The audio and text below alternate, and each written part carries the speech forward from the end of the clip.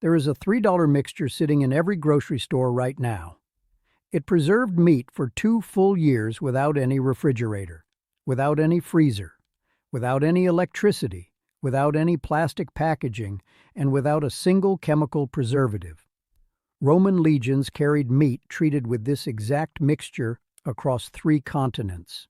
Napoleon's army fed 600,000 soldiers using this method before a single mechanical refrigerator existed anywhere on Earth.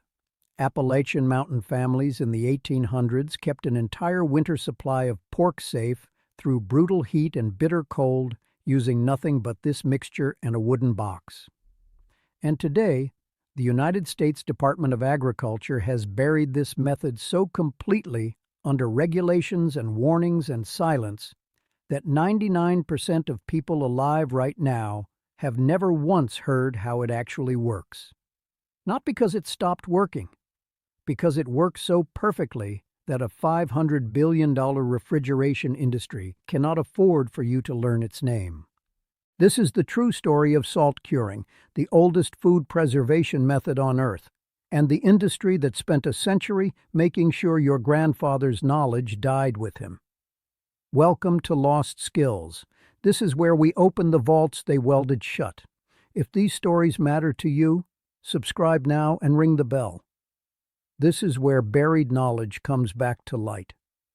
The year is 1809. Napoleon Bonaparte is staring at a crisis that no general in history had ever fully solved. How do you feed an army of 600,000 men marching across Europe when the food rots faster than the supply wagons can move? He offers a prize of 12,000 francs to anyone who can solve it. But the soldiers on the ground, the men actually marching through mud and snow and heat, they are not carrying glass jars. They are carrying salt-cured pork, packed hard into wooden barrels, rubbed by hand with a precise mixture of salt, brown sugar, and saltpeter. A single barrel fed 10 soldiers for 3 weeks across any terrain, in any climate, with no fire required to keep it safe. No refrigeration, no monitoring, no expiration date printed on the side. This was not a new invention in 1809. The Romans had been doing it for 400 years before Napoleon was born. Roman military ration records from the 1st century AD specifically document salted pork called salsamentum, issued to every legion operating in every climate from Scotland to Egypt. A Roman soldier's daily ration included 200 grams of cured pork. The salt was not just flavoring, it was the entire preservation system. It pulled moisture out of the meat at the cellular level, dropping the water activity of the flesh below 0.91, the exact threshold below which pathogenic bacteria cannot survive, cannot reproduce, and cannot spread. The Romans did not know what water activity meant. They did not know what bacteria were, but they observed the result clearly for 4 centuries. Men who ate properly, cured meat, survived campaigns. Men who ate poorly cured meat died of illness before the enemy ever found them. The knowledge climbed into the Appalachian Mountains of Virginia, Kentucky, Tennessee, and North Carolina with the Scots-Irish and German families who carved homesteads out of the ridgelines. And in those mountain hollows, salt curing became the single skill that determined whether a family survived the winter or starved. After the November hog killing, a salt curer packed the fresh cuts into a wooden trough within 24 hours of slaughter. Hams, shoulders, bellies, jowls. He rubbed the cure by hand into every surface, every crevice, every joint. 8 pounds of pure salt to 2 pounds of brown sugar for every 100 pounds of meat. Some families added a measured amount of saltpeter, sodium nitrate, which penetrated deep into the tissue and inhibited the growth of Clostridium botulinum at the anaerobic center of thick cuts where surface salt alone could not reach. The meat sat in the cure for 1.5 days per pound of weight. A 12-pound ham stayed in the cure for 18 days. An experienced salt curer checked the meat every 2 days. He pressed his thumb into the thickest part near the bone. Too soft and the cure had not penetrated, just firm, and the salt had done its work all the way through. That thumb press was the diagnostic tool that took a lifetime to calibrate. That knowledge lived in the hands of one generation and passed directly to the next on the curing table. Not in a textbook, not on a label. At the table. After the cure, the meat was rinsed, hung in the smokehouse, and cold smoked over hickory and apple wood for 30 continuous days. Not hot smoked, cold smoked. Temperature inside a proper Appalachian smokehouse never exceeded 80 degrees Fahrenheit during the smoking phase. Hot smoke cooks the surface. Cold smoke penetrates the tissue with phenolic compounds that act as a second layer of antimicrobial protection, bonding to the proteins in the outer layer and creating a chemical barrier that mold, yeast, and bacteria could not breach. A properly cured ham then hung and aged for a minimum of 6 months before it was ever touched. The best ones aged for a full year. The result required absolutely no refrigeration, no vacuum sealing, no chemical additives beyond the 3 ingredients the Mountain family had rubbed in with their own hands. It kept for 2 years, hanging in a cool, dry space. The flavor after a year of aging was described by everyone who ate it as unlike anything a factory has ever produced. Stay with me now, because what happened to this knowledge next is the part that should make you genuinely angry.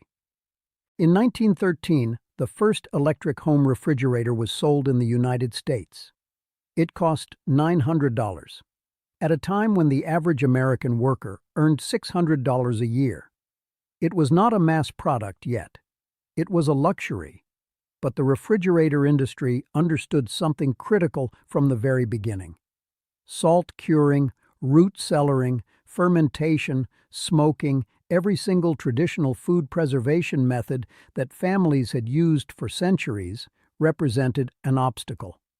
A family that knew how to preserve its own food without electricity had no need to pay for cold storage equipment. No need to pay monthly electricity bills to run that equipment.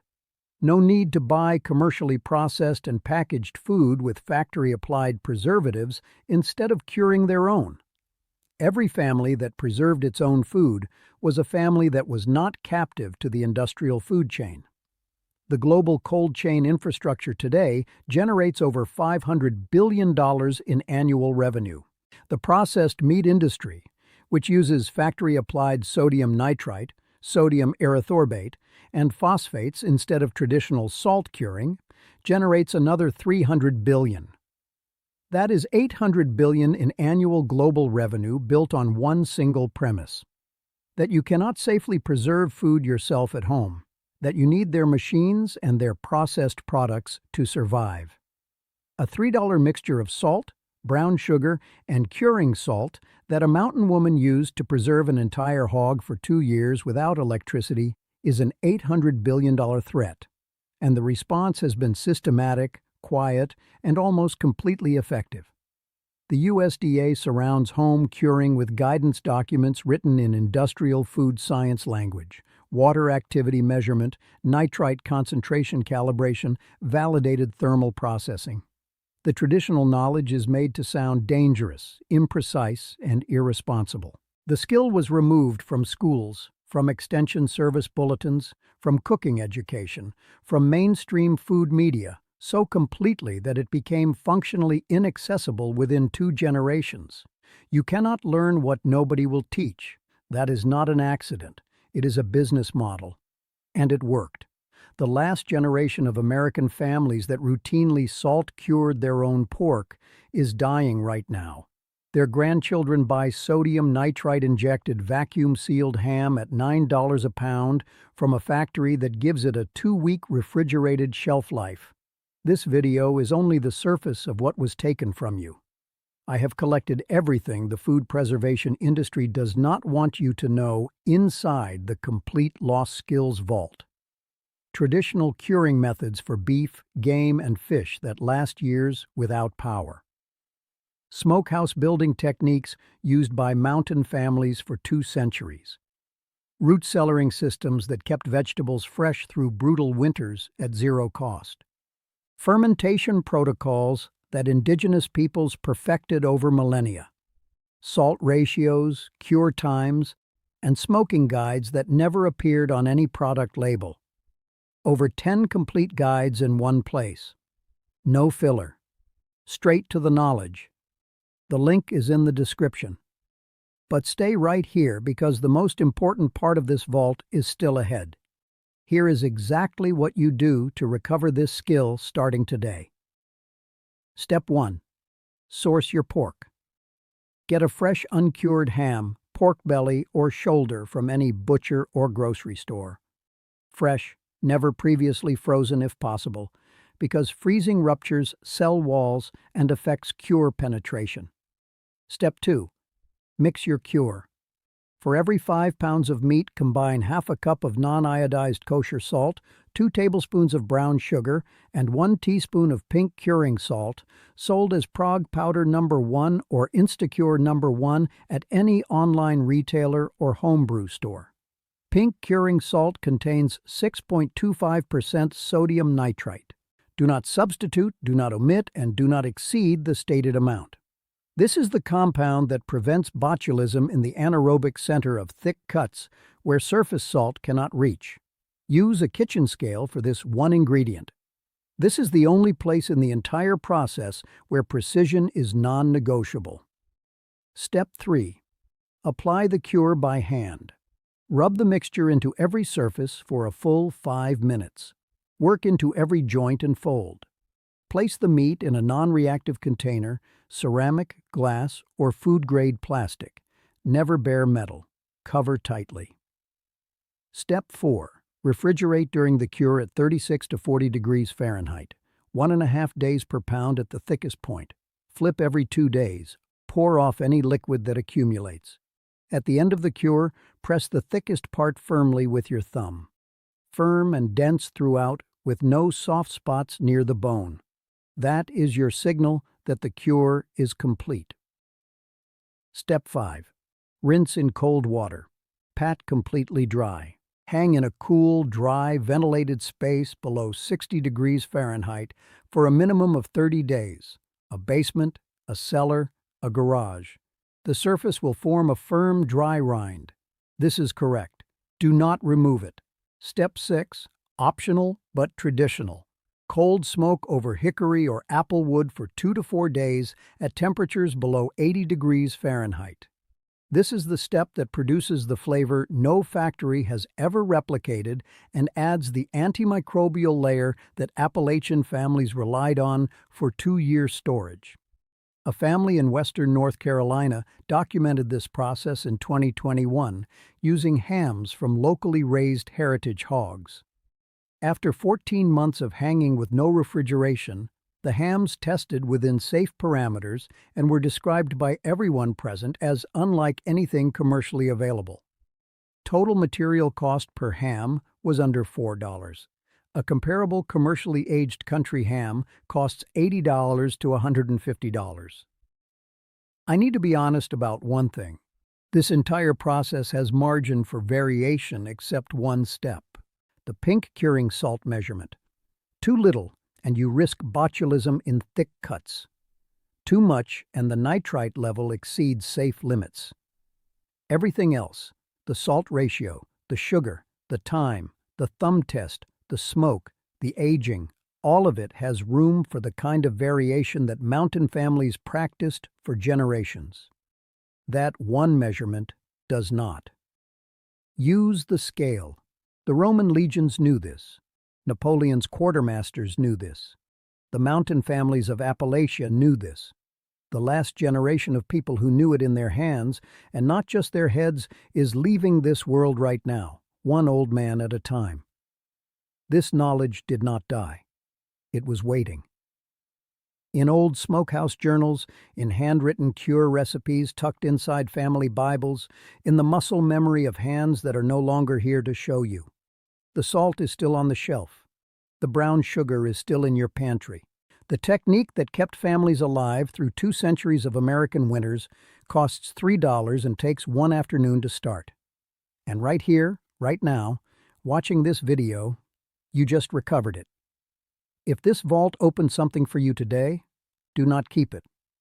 Share it with someone who is still paying the industry that buried it.